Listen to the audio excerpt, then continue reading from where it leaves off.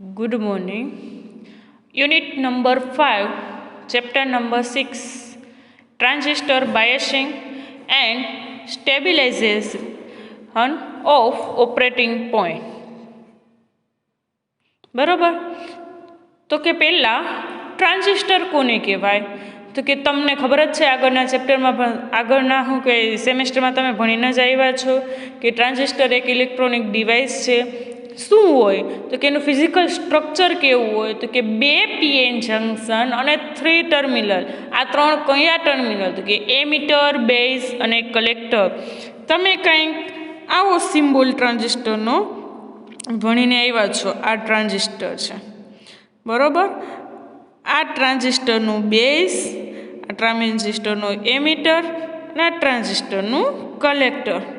આવું કંઈક ભણીને આવ્યા છો આગળના સેમમાં.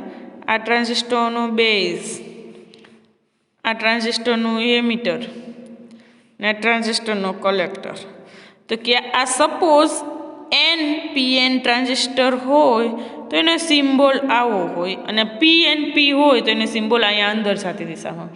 આ NPN ટ્રાન્ઝિસ્ટરનું શું કહેવાય સિમ્બોલ છે અને એનું સ્ટ્રક્ચર જોઈ તો કે કેવું હોય NPN ટ્રાન્ઝિસ્ટરનું સ્ટ્રક્ચર તો કે બેઝ, એમીટર અને કલેક્ટર. તો કે 1 PN જંક્શન આ NPN ટ્રાન્ઝિસ્ટર જ દોરું. આ PN જંક્શન એક PN જંક્શન બિટવીન બેઝ અને એમીટર વચ્ચે હોય. આ એમીટર છે અને આ બેઝ છે.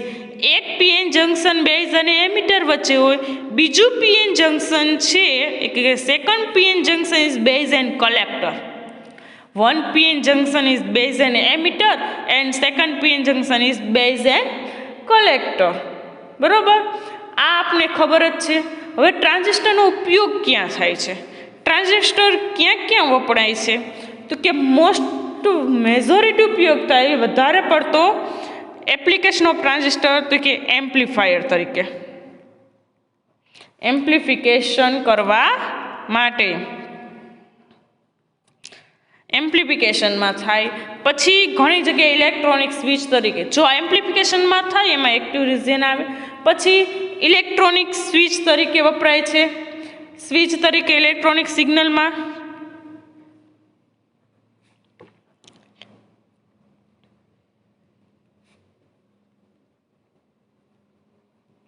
સ્વિચ તરીકે વપરાય છે. પછી ઇલેક્ટ્રિક પાવરમાં પાવર રેગ્યુલેશન તરીકે અલગ અલગ જગ્યાએ વપરાય તો કે ઇલેક્ટ્રિકલ પાવરમાં વપરાય છે. આ એનો ટ્રાન્ઝિસ્ટરનો ઉપયોગ છે. પણ ટ્રાન્ઝિસ્ટર કોને કહેવાય એ આપને ખબર પડી ગઈ. ટ્રાન્ઝિસ્ટરનો ઉપયોગ ક્યાં થાય એ ખબર પડી ગઈ. તો આ ટ્રાન્ઝિસ્ટર તો ખબર પડી ગઈ બરાબર. હવે ટ્રાન્ઝિસ્ટરનું બાયસિંગ, ચેપ્ટરનું નામ છે ને ટ્રાન્ઝિસ્ટર બાયસિંગ એન્ડ સ્ટેબિલાઇઝેશન. તો કે બાયસિંગ કોને કહેવાય? તો કે બાયસિંગ એક પ્રોસેસ છે કે providing DC voltage with the help of function of the circuit. બીજી સર્કિટનો ઉપયોગ કરીને કોન્સ્ટન્ટ DC વોલ્ટેજ તમે આપો જે સ્ટેબિલાઇઝેશન ફેક્ટર ક્યુ પોઈન્ટ કહેવાય એ આગળ ભણવાનું છે તો એને કહેવાય બાયસિંગ. તો કે સિમ્પલી કહે તો કે biasing is the process of providing DC voltage with the help of in the function of the circuit. Simply રીતે ટ્રાન્ઝિસ્ટર બાયસિંગ એને કહેવાય. તો કે કઈ સર્કિટ ઉપયોગ શું આવે સર્કિટમાં તો એ ડેફિનેશનમાં આવે પ્રોપર ઝીરો કલેક્ટર સિગ્નલ અને collector emitter voltage minimum maintain કરો તો એને કહેવાય ટ્રાન્ઝિસ્ટર બાયસિંગ. સિમ્પલી જોઈ સર્કિટની રીત ટ્રાન્ઝિસ્ટર બાયસિંગ કેને કહેવાય? તો કે biasing is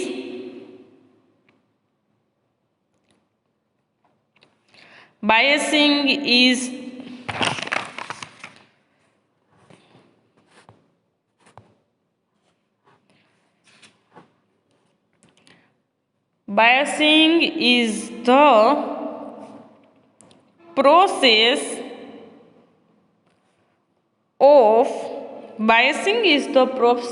of providing DC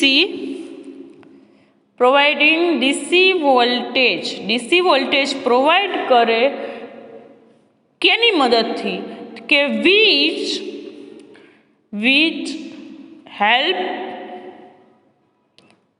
which helps in the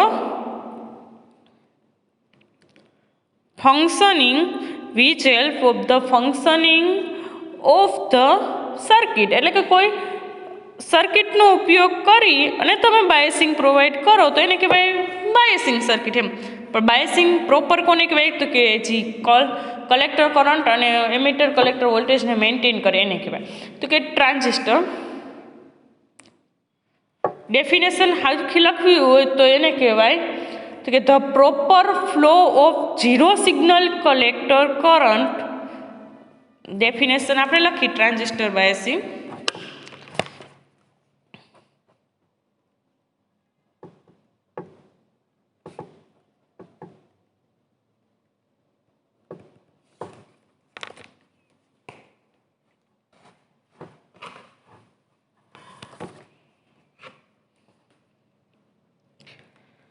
The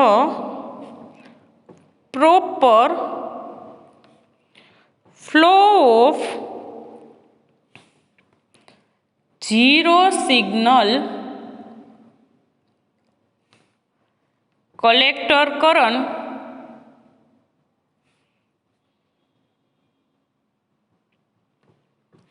એટલે કે IC equal to 0 and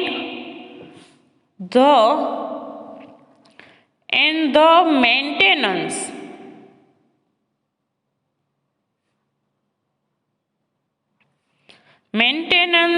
of proper collector emitter voltage. Proper maintenance of proper collector emitter voltage એટલે કે VCE collector emitter voltage during the signal pass થતું હોય phases of signal is known as transistor biasing. આને કહેવાય transistor biasing. તો કે ટ્રાન્ઝિસ્ટરને જ્યારે આપણે આ બાયસિંગ ક્યારે જોઈએ તો કે જ્યારે આપણે એમ્પ્લિફિકેશન તરીકે વાપરવું હોય ત્યારે એને ક્યાં આવવું જોઈએ? એક્ટિવ રિજિયનમાં. આપણે 3 રિજિયન બાયસિંગ શું કામ જરૂર પડે કે ટ્રાન્ઝિસ્ટરને આપણે પ્રોપર એમ્પ્લિફિકેશનની રિક્વાયરમેન્ટ હોય. જો એમ્પ્લિફિકેશન પ્રોપર ન હોય એટલા માટે આપણે બાયસિંગ કરીએ.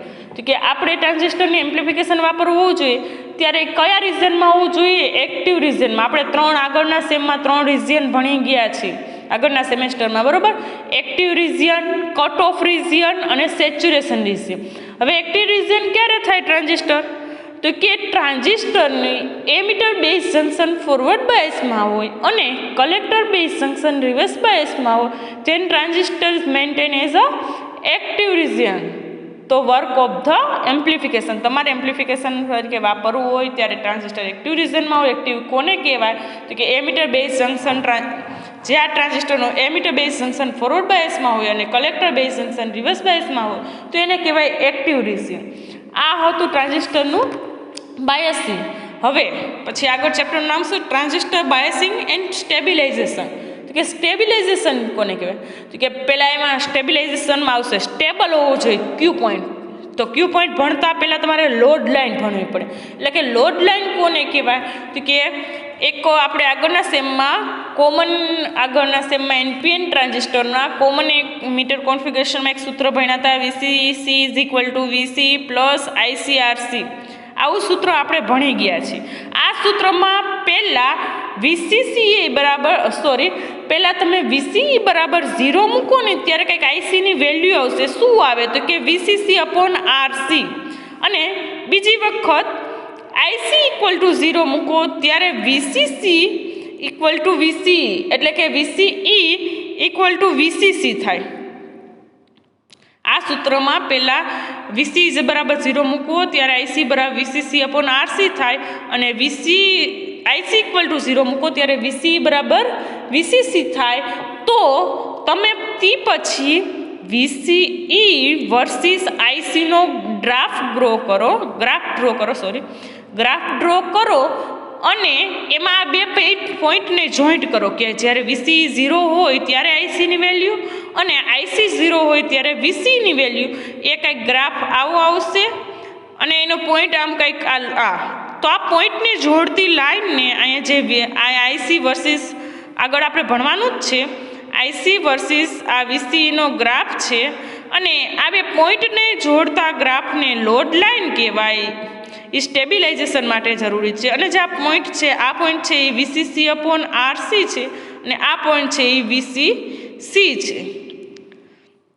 તો આ જે જોડતી લાઈન છે એને ગ્રાફ દોરી અને આ બે પોઈન્ટને જોડતી લાઈન બનાવવા આવે છે અને ડીસી લોડ લાઈન કહેવાય. અને આના ઉપર એક એવો પોઈન્ટ આવશે કે જ્યાં કંઈક આઈબીની વેલ્યુ એટલે કે વીસીઈ, આઈસી અને આઈબીની વેલ્યુ કમ્બાઈન કરીને એક પોઈન્ટ આવે એને કહેવાય ક્યુ પોઈન્ટ, જે ખાસ જરૂરી છે. એને ક્યુ પોઈન્ટને સ્ટેબલ રાખવા માટે જ આ સ્ટેબિલાઇઝેશન અને બાયસિંગ બધું ભણવામાં આવે છે. તો કે આ ઓપરેટિંગ પોઈન્ટ એટલે કે આઈબીની વેલ્યુ પરથી તે ક્યુ પોઈન્ટ યા તો ઓપરેટિંગ પોઈન્ટ પણ કહેવાય. આ ઓપરેટિંગ પોઈન્ટને એક્ટિવ રિજિયન એટલે આપણે આ કંઈક રિજિયન જોયું તો અહીંયા સેચ્યુરેશન રિજિયન ને આ કટ ઓફ રિજિયન આવે એવું ગ્રાફમાં આવતું હતું. આ ઓપરેટિંગ પોઈન્ટને એક્ટિવ રિજિયનમાં રાખવા તેને સ્ટેબલ રાખવો પડે. એ માટે સ્ટેબિલાઇઝેશન ફેક્ટર આવશે. સ્ટેબિલાઇઝેશન ફેક્ટરને સ્ટેબલ રાખવા માટે એના ઉપર ઘણા પરિબળો અસર કરશે, જેમ કે ટેમ્પરેચર ઓફ એટમોસ્ફિયર, પછી અંદરના ઘણા પેરામીટરો તમે ઇમ્યુનિટી એડ કરી, થર્મલ રન અવે થાય એની અંદર ગરમી થાય થર્મલ રન અવે અને ઇન્ડિવિઝ્યુઅલ વેરિએશન આવે આ બધું એના ઉપર ઇફેક્ટ કરશે. એટલે એ ભણવાનું છે સ્ટેબિલાઇઝેશન ઓફ ઓપરેટિંગ પોઈન્ટ. ખબર પડી ગઈ સ્ટેબિલાઇઝેશન કેને કહેવાય, ઓપરેટિંગ પોઈન્ટ કેને કહેવાય. આને કહેવાય ઓપરેટિંગ પોઈન્ટ યા તો ક્યુ પોઈન્ટ અને લોડ લાઇન કહેવાય. આ બધું ડિટેલમાં આપણે આ ચેપ્ટરમાં ભણવાનું છે. એટલે કે શું ભણશું તો કે પહેલાં ટ્રાન્ઝિસ્ટરના રિવ્યૂ ભણશી, કનેક્શનના. તો કે કયા કનેક્શન, કોમન બેઝ આગળના સેમમાં ભણીને જ આવ્યા છે. એ બધા સૂત્ર આગળ જરૂરી છે એટલા માટે ભણાવવામાં આવે છે. કોમન બેઝ, કોમન કલેક્ટર અને કોમન એમીટર. એ ટ્રાન્ઝિસ્ટરનું રિવ્યૂ ભણશી આ ચેપ્ટરમાં. પછી શું ભણશી, લોડ લાઇન એનાલિસિસ, કે આ લોડ લાઇન કેવી રીતે આવે. આઈસી બરાબર 0 મૂકો અને વીસી બરાબર 0 મૂકીને જે લોડ લાઇન આવે એ લોડ લાઇન એનાલિસિસ ભણશી. તે પછી શું ભણશી તો કે લોડ લાઇન ઉપરથી મેળવશી ઓપરેટિંગ પોઈન્ટ. તો કે આ ઓપરેટિંગ પોઈન્ટ વિશે ભણશી, ક્યુ પોઈન્ટ કે ઓપરેટિંગ પોઈન્ટ જે તમને મેં કીધું એ આગળ ડિટેલમાં ભણશી. પછી ટ્રાન્ઝિસ્ટર એમ્પ્લિફિકેશન પેરામીટર, એમાં આવશે ઇનપુટ રેઝિસ્ટન્સ, આઉટપુટ રેઝિસ્ટન્સ અને effective load, input resistance effective load, current gain, beta, voltage gain એવી અને પાવર ગેઇન. પછી એક્ટિવ રિજિયનમાં જોવું જોઈએ, સેચ્યુરેશન કે કટ ઓફ રિજિયનમાં ના હોવું જોઈએ ટ્રાન્ઝિસ્ટર, એટલા માટે સેચ્યુરેશન અને કટ ઓફ રિજિયન ભણશી ટ્રાન્ઝિસ્ટરનું થોડું અને સેચ્યુરેશન અને કટ ઓફ પોઈન્ટ ભણશી. એ બેની વચ્ચે જ ક્યુ પોઈન્ટ યા તો ઓપરેટિંગ પોઈન્ટ હોવો જોઈએ. પછી પાવર રેટિંગ, જે થર્મલ રન અવે થાય છે, પાવર રેટિંગ ઓફ ટ્રાન્ઝિસ્ટર ભણશી. પાવર રેટિંગ ખબર હોવું જોઈએ ને ટ્રાન્ઝિસ્ટર પછી ટ્રાન્ઝિસ્ટરને તમે પ્રેક્ટિકલી વાપરતા હોય, પ્રેક્ટિકલી સામે ટ્રાન્ઝિસ્ટર પડ્યો હોય તો કે એની લીડનું આઈડેન્ટિફિકેશન અને ટેસ્ટિંગ કેવી રીતે કરશો એના માટેનું ભણવાનું. કે ટ્રાન્ઝિસ્ટર સામે પડ્યો છે, અર્ધ છે કે ગોળ છે, એના ઉપરથી એમીટર ક્યુ છે, બેઝ લીડ કઈ છે ને કલેક્ટર લીડ કઈ છે એ ભણવાનું જ છે. અને એનું ટેસ્ટિંગ કઈ રીતે કરશો કે ઇનપુટ રેઝિસ્ટન્સ આટલો હોય તો આ કલેક્ટર બેઝ ફંક્શન છે અને આ એમીટર બેઝ ફંક્શન એ ભણશી. એના પછી કોઈ ટ્રાન્ઝિસ્ટર બાયસિંગ, ફેકફુલ એમ્પ્લિફિકેશન અને ટ્રાન્ઝિસ્ટર બાયસિંગ. તો કે બાયસિંગમાં શું હોય તો કે પ્રોપર બાયસિંગ કઈ રીતે જરૂર છે આપણે જોયું. બાયસિંગ એટલે સ્ટેબલ, તો કે કલેક્ટર સિગ્નલ 0 આપો અને કંઈક આઉટપુટ મળે આઈસી બરાબર 0. પછી minimum VCB, minimum VCE, base emitter VCE minimum અને વીબી મિનિમમ આપો અને સિગ્નલ પ્રોસેસિંગમાં શું મળે એ ટ્રાન્ઝિસ્ટર બાયસિંગમાં આપણે ભણશું. બાયસિંગ કે નહીં કહેવાય એ ડેફિનેશન આપણે ભણી લીધું. અને એમાં આવશે ઇનહરન્ટ વેરિએશન ઓફ ટ્રાન્ઝિસ્ટર પેરામીટર, અંદર શું ચેન્જ થાય. પછી આવશે સ્ટેબિલાઇઝેશન, તો કે સ્ટેબિલાઇઝેશન ઉપર કયા પેરામીટર અફેક્ટ કરે તો કે inherent parameter, temperature, thermal run away અને ઇન્ડિવિડ્યુઅલ વેરિએશન એ આવશે. સ્ટેબિલાઇઝેશન ફેક્ટર એસનું સૂત્ર આવશે. પછી ટ્રાન્ઝિસ્ટર બાયસિંગની મેથડ આવશે. પહેલી મેથડ આવશે બેઝ રેઝિસ્ટર બાયસિંગ, બીજું આવશે ammeter base bias, ammeter biasing પહેલાં બેઝ ઉપર રેઝિસ્ટર રાખીને બાયસિંગ કરશે. એમિટર બેઝ અને કલેક્ટર 3 ટર્મિનલ છે ને, એટલે એનું નામ કીધું બેઝ રજિસ્ટર બાયસિંગ. પછી એમિટર બાયસિંગ આવશે, એમાં કંઈક વોલ્ટેજ સપ્લાય આપીને બાયસિંગ કરશે. પછી આવશે બાયસિંગ વિથ ફીડબેક પાછું રિટર્ન આપીને અને બાયસિંગ કરશે. અને ચોથું અને મોસ્ટ કોમનલી યુઝ બાયસિંગ કે વોલ્ટેજ ડિવાઈડર બાયસિંગ, કે બે વોલ્ટેજને ડિવાઈડ કરવા રજિસ્ટર કનેક્ટ કરશો અને જે બાયસિંગ થાય એને વોલ્ટેજ ડિવાઈડર બાયસિંગ. અને પછી ભણશે કે ટ્રાન્ઝિસ્ટરનું બાયસિંગ સર્કિટ ડિઝાઇન કરવી હોય તો કઈ રીતે. આટલું આ ચેપ્ટરમાં આપણે ભણીશું.